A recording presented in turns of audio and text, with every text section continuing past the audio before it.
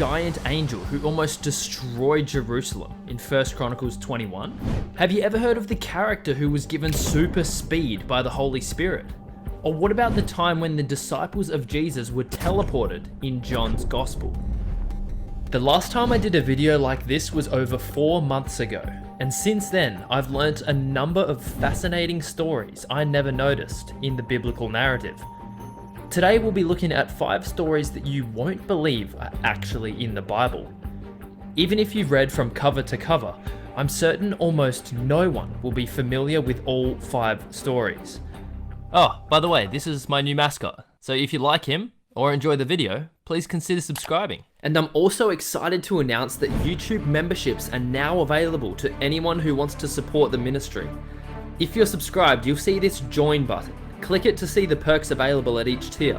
I'm also planning to start live streaming behind the scenes production and will eventually be starting a live podcast for members as well. You're in a position to support.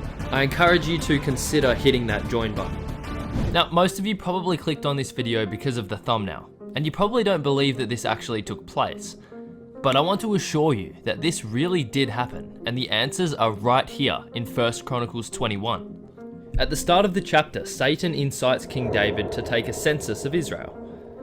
Joab, the military leader, told David that it wasn't such a good idea, but he was forced to do it anyway.